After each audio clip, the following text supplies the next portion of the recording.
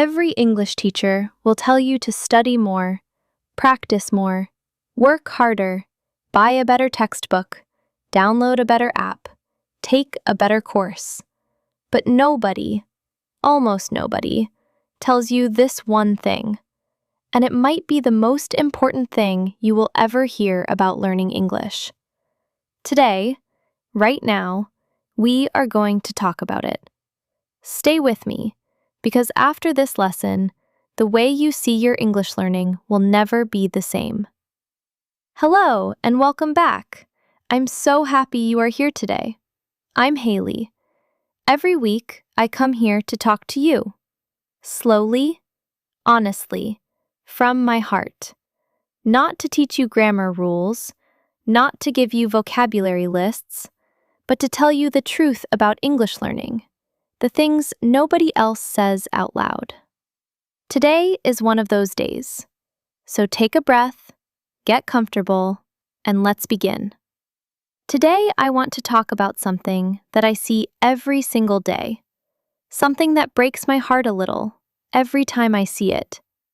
I see English learners who are trying so hard, studying every day, using apps, watching videos, taking notes, working so hard, for so long, and still, they feel stuck. Still, they feel like they are not improving. And they look at themselves and they think, what is wrong with me? Why is everyone else improving, and I am standing still? I want to tell you today, nothing is wrong with you, but something is missing.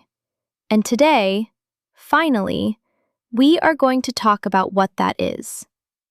There are 3 real reasons your English is not improving. Not 1, 3. And they are connected, like 3 roots of the same tree. Today, Hailey is going to walk you through all 3. And by the end of this lesson, I think you will feel something shift, something important, something real. Are you ready? Let's begin with the first one. The first reason, fear. The first real reason your English is not improving is not grammar. It is not vocabulary. It is not lack of practice. It is fear. Fear is the invisible wall between you and fluency, and almost nobody talks about it. Think about this for a moment. When you are alone, maybe in the shower, or walking down the street, or lying in bed, do you sometimes think in English? Do you sometimes talk to yourself in English? Quietly, privately, just for you? Maybe you do. Maybe you are actually quite good when nobody is listening. But then, someone speaks to you in English, a real person, in a real situation, and something happens. Your heart beats faster. Your mind goes blank.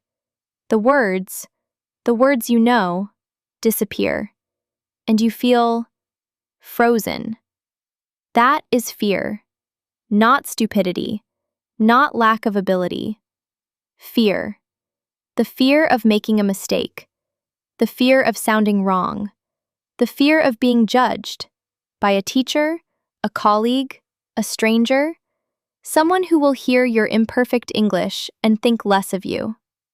That fear, that invisible, powerful, exhausting fear, is the #1 reason English learners stop improving. Not because they stop studying, but because they stop trying. They stay silent in meetings. They avoid conversations. They read and listen, but never speak, never risk, never try. And without trying, without making mistakes, there is no growth. Let me teach you an important English phrase. Feel the fear and do it anyway. Feel the fear and do it anyway. It means, don't wait until you are not afraid. That day may never come. Instead, feel the fear. Acknowledge it. Say, yes, I am scared. And then, do it anyway. Open your mouth. Try the word. Make the mistake. Because every mistake you make is one mistake you will never make again. Every embarrassing moment is a lesson that goes straight into your memory, permanently. Fear keeps you safe, but safe doesn't grow. The second reason, not enough listening. The second real reason your English is not improving is this: you are not listening enough. I want to tell you something about babies. When a baby is born, they don't speak for a long time. For months, sometimes more than a year, they just listen. They listen to everything around them: their mother's voice, their father's laugh, words, sentences, sounds, rhythms, patterns. They absorb everything, like a sponge. And they don't say a word. People don't worry about babies. Nobody says, "This baby is too slow. This baby should be speaking by now." Because we understand the baby is filling up, storing, building a foundation of sound and meaning and language deep inside. And then, one day, the baby opens their mouth, and words come out. Not perfect words, not perfect sentences, but real words, real meaning, real communication. You are like that baby. Your brain needs input, massive, rich, repeated input before it can produce output. Most English learners do it backwards. They try to speak before they have listened enough. They try to produce before they have absorbed enough. And then they wonder, why does it feel so hard? Why don't the words come naturally? Because the words are not inside yet. You can't take out what you haven't put in. Think of your brain as a bank. Every time you listen to English, really listen, attentively, repeatedly, you are making a deposit. Words go in, phrases go in, patterns go in. And one day, when you need to speak, you make a withdrawal.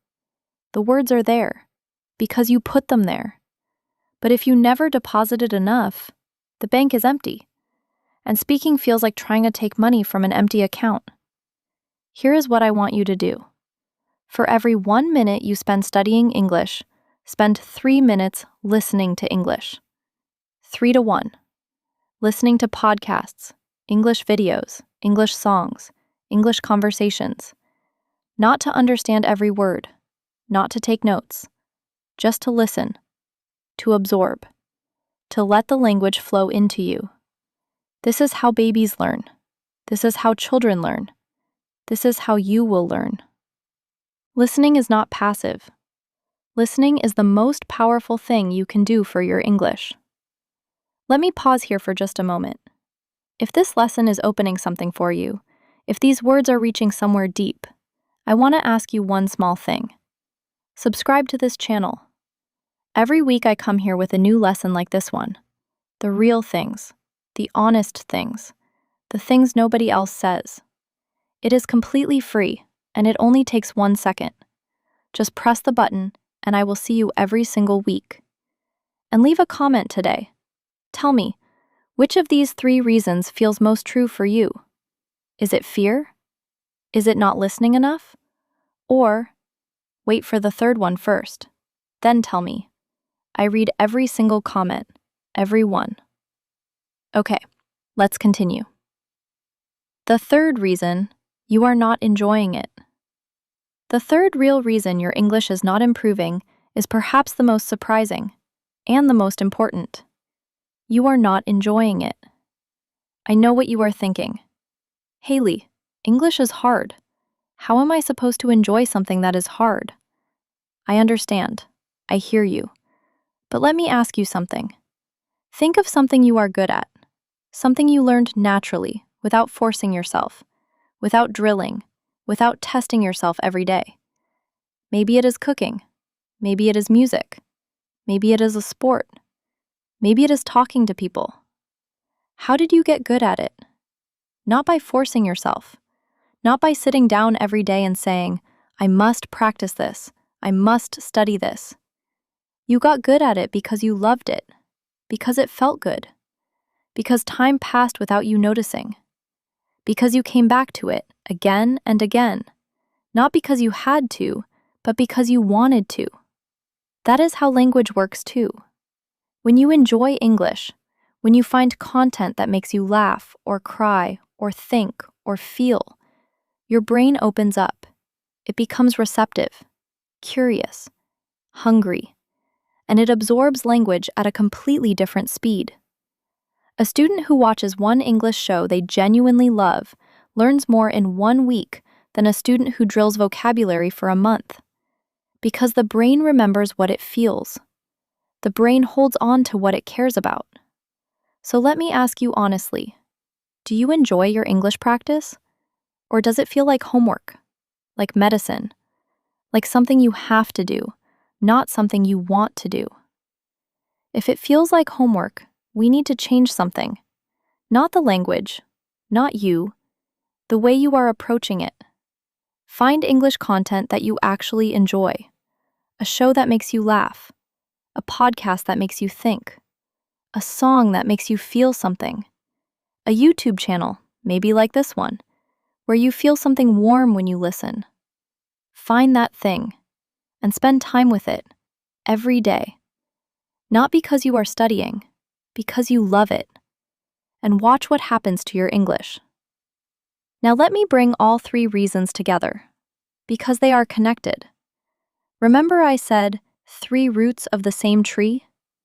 Here is how they connect. When you enjoy English, the fear gets smaller, because you are not thinking about performing. You are not thinking about being judged. You are just experiencing, feeling, being in the language. And when the fear gets smaller, you listen more openly, more deeply, more naturally. And when you listen more, the words go in, the patterns go in, the language builds inside you. And one day, when you open your mouth, the words come out, naturally, confidently, freely. Not because you studied harder, but because you removed the fear. You filled yourself with listening, and you fell in love with the language. Let me teach you the vocabulary from today's lesson. First word, fluency. Fluency. Say it with me. N-C. Fluency. Fluency means the ability to speak a language easily and naturally, without stopping, without translating, without thinking too hard. Fluency is not perfection. Fluency is flow. A fluent speaker makes mistakes, but they keep going. They don't stop. They flow. My goal is English fluency. Fluency takes time, but it comes. Second word, absorb. Absorb. Say it with me. Absorb. Absorb. Absorb means to take something in completely, like a sponge absorbs water. When you listen to English with full attention, your brain absorbs the language. Listen every day and let your brain absorb the words.